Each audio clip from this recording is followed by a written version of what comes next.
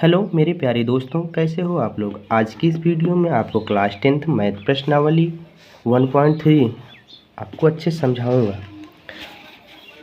आप इस वीडियो को लाइक कर देना और अपने दोस्तों के पास शेयर ज़रूर कर देना। चलिए बात करता हूँ प्रश्नावली 1.3 की सवाल नंबर 3। 2 तक करवा दिया हूँ, आप लोग उसका रिवीजन ज़रूर कीजिएगा। सवाल नंबर 3 की सवाल नंबर फर्स्ट बात करता हूँ। हम सिद्ध कीजिए कि निम्नलिखित संख्याएं अपरिमेय संख्या हैं। मतलब कि 1/√2 को सिद्ध करना है कि यह एक अपरिमेय संख्या है। चलिए हल करते हैं इसको। सवाल नंबर 2।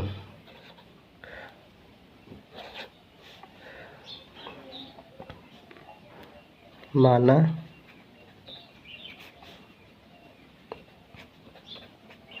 एक बटे रूट दो एक विपरीत मानना है ना, परिमेय संख्या है।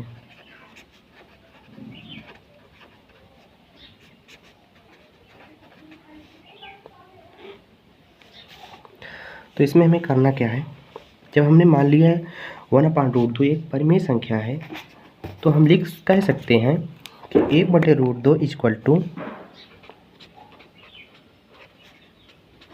P/Q। जानते ही होंगे आप, परिमेय संख्या वे संख्या होती है जिन्हें P/Q के रूप में लिखा सकता है, जहाँ P और Q क्या है, Q डज नॉट इक्वल 0, क्योंकि Q कभी 0 के बराबर नहीं होगा। वह जो P व Q जो दो संख्याएं हैं ना, वो सहअभाज्य संख्या होंगी।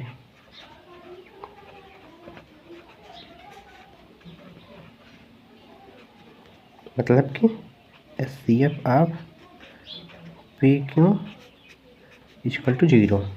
इसका HCF PQ का 1 होगा। और चलिए बात करता हूँ, इस सवाल को हल करता हूँ, कैसे हल करेंगे। देखिए 1/√2 इक्वल टू P/Q, इसको हम अगर यदि पलट दें, पलटने पर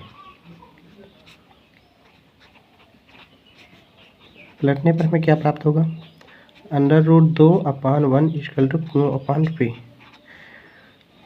√2 इक्वल टू Q/P। तो इसको हम समीकरण फर्स्ट मान लें। इसमें हम कह सकते हैं क्योंकि Q/P एक क्या है, एक परिमेय संख्या है।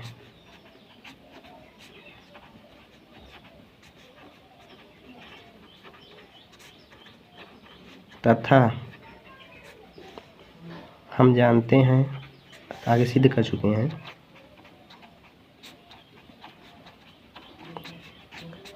कि √2 एक अपरिमेय संख्या है।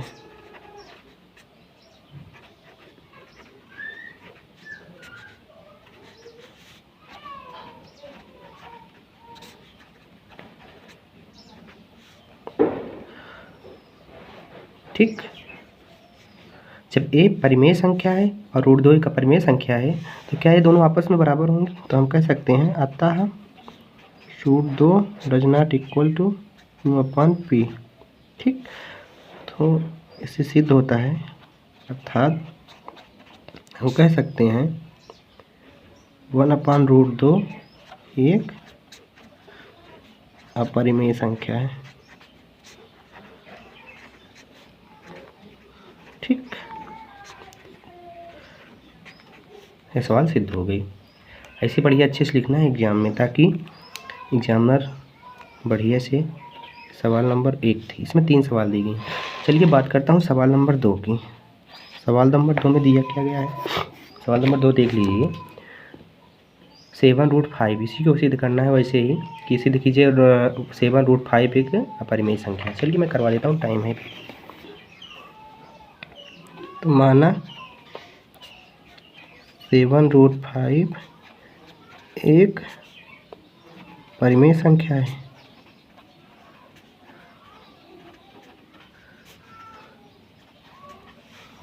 जब हमने मान लिया 7√5 एक परिमेय संख्या है, तो हम 7√5 को P/Q के रूप में लिख सकते हैं। वो जानते हो, वो लिख लेना अच्छे से, जहाँ Q does not equal 0, HCF of PQ equal to 1। ठीक, इसको सॉल्व करते हैं। 7√5 equal to p upon q, तो इसको हम कर सकते हैं √5 इक्वल टू बट्टे में आएगा, इधर जाए विपरीत,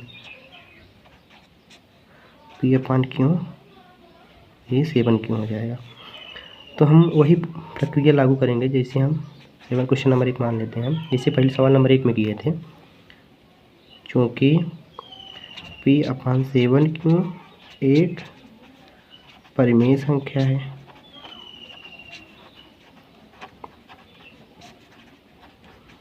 तथा हम जानते हैं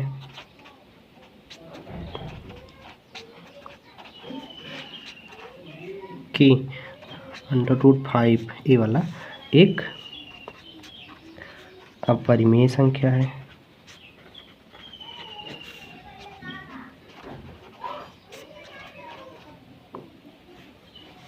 अर्थात इसको लिख सकते हैं √5 इक्वल टू पी अपान 7 क्यों बराबर नहीं होंगे आपस में, तो अर्थात 7√5 एक अपरिमेय संख्या है।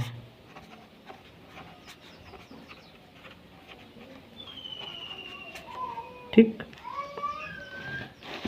चलिए बात करता हूँ सवाल नंबर 3 की। सवाल नंबर 3 सवाल दिया गया है। सवाल नंबर 3 में दिया है 6 + √2 सिद्ध करना है एक अपरिमेय संख्या। चलिए इसको भी सॉल्व करते हैं। माना इसे एकदम सेम करना है, आप लोग कर भी सकते हो लेकिन मैं करवा देता हूँ। माना 7√2 7 प्लस ये प्लस है, ठीक, √2 एक परिमेय संख्या है। जब इसको हमने परिमेय संख्या माना तो इसको हम पी अपान क्यू के रूप में लिख सकते हैं।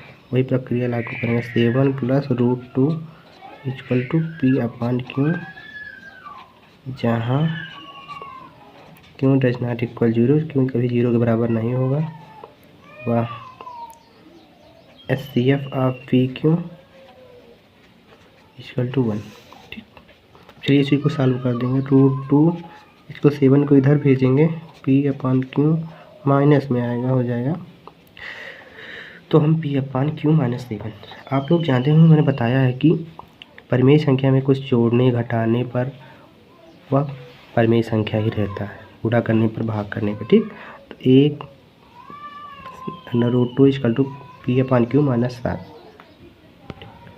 इसमें हम वही वाली प्रक्रिया लागू करेंगे। इसको क्वेश्चन नंबर 1 मान लेंगे, लिखेंगे, लिखना है चूँकि पी अपान क्यू -7 एक परिमेय संख्या है,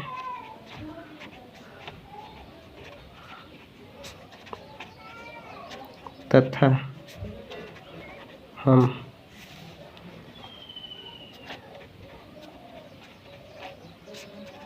जानते हैं कि √2 एक अपरिमेय संख्या है,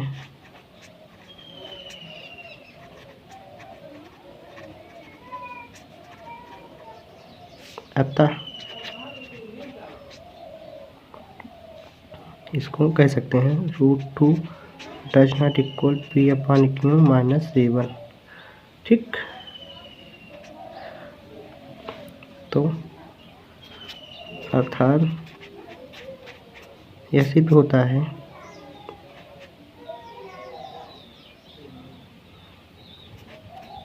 7 + √5 एक अपरिमेय संख्या है।